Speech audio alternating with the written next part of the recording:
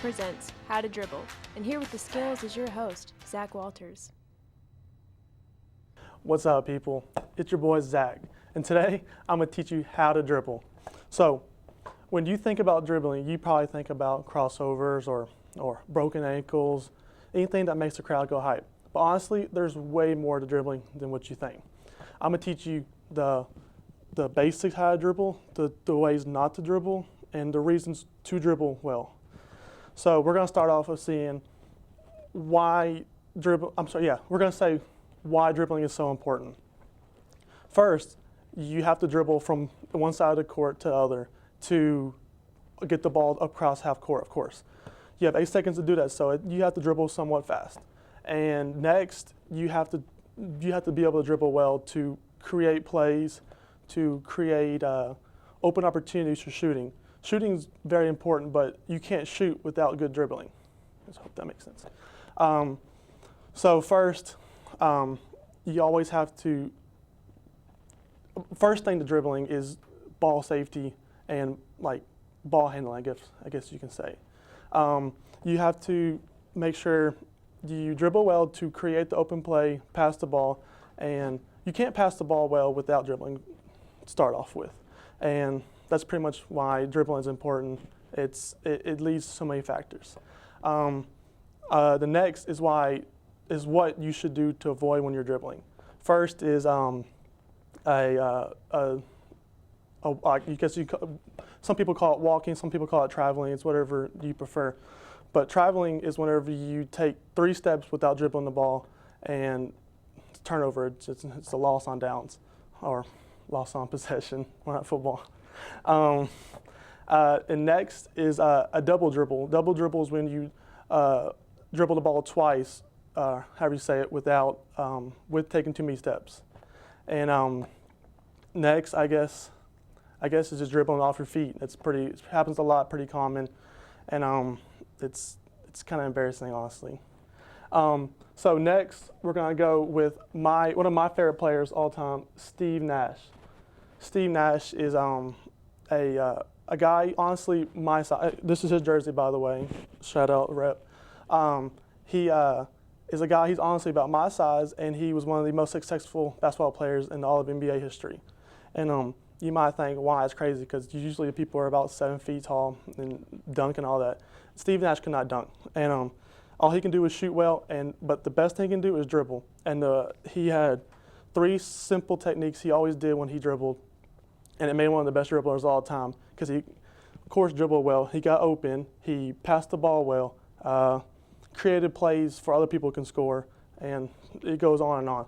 But the first thing he did was, it's simple. You get a little tennis ball. It's a little Nerf tennis ball. It's my dog's. So simple. You grab the ball, you drop it, and you pick it up, just with your palms of your fingers, because when you dribble with a big basketball, you have to use the palm of your fingers to push the ball. It's really simple. So you catch it like this right here, like that. How many times you want, you can make up the thing.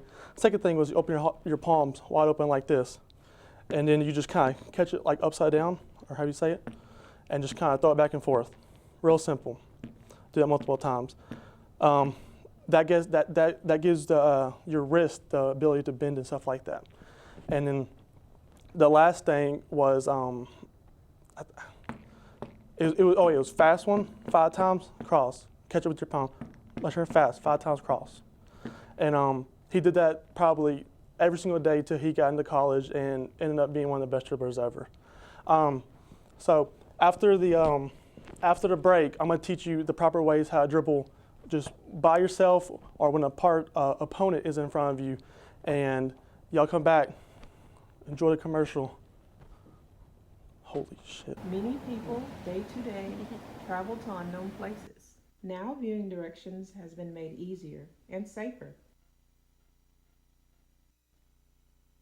Introducing Map Specs. Never fumble around with distracting GPS systems again with these helpful glasses that display the map on your glasses. Get yourself a pair of Map Specs today. Happy travels!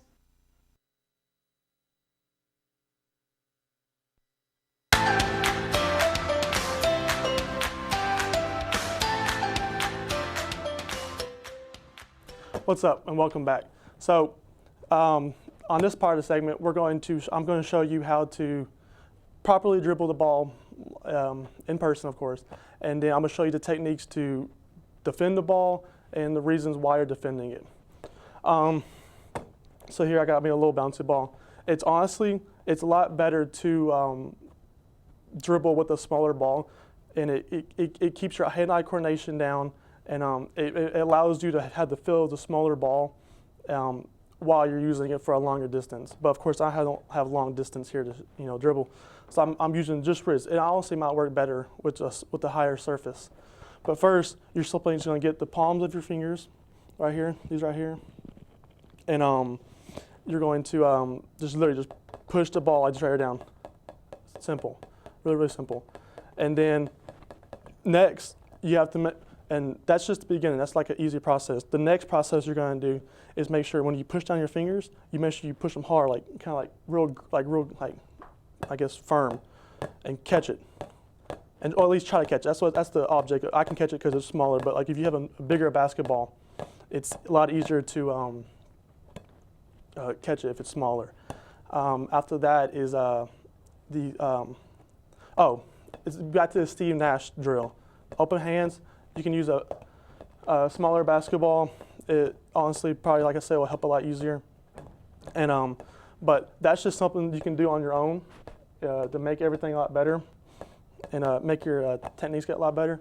So the next thing is you can do this alone without an opponent, but this is something that you will prevent you from getting the ball stolen whenever you are going one-on-one or playing in the game.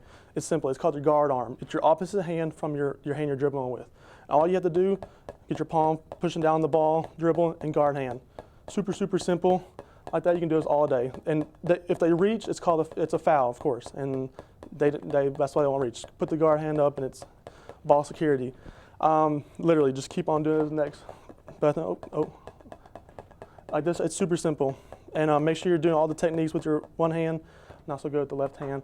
But one thing to create, I guess, separation when you're playing against somebody is a simple crossover, simple jab step, I guess you can say. And it's just back and forth. It's use that Steve Nash drill I already said, but more with fierce or motion, I guess you can say. And there's a lot of ways you can do all that with. And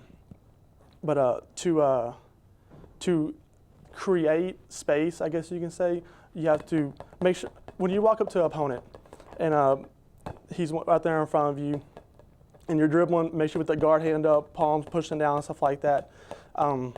You come up and you have these things called the pivot foot. I can't really demonstrate it here, but every time you pick up your dribble, you can only pivot on that one foot without picking it up. And if you do, that's called a travel or a carry.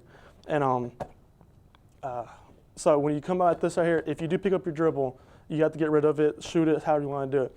But when you come up to the guy, make sure, like I said, hands up right here, like this, and it's simple. You can always throw like a little jab step and cross over. That creates space, or a simple jab step, crossover, and crossover again. It's kind of goofed that up, but but literally, dribbling is super, super easy, but it's also super complex whenever you're thinking about it in the long term of basketball. Because like I said, it creates space. It opens up plays, opens up people, makes them open, allows stuff to happen. It's just by simply dribbling. And see, I could just do this all day talking, kind of. And see, but dang, I just lost what I said. But dribbling, super easy, do that Steve Nash drill, and you'll get it every single time without doubt. See y'all boys.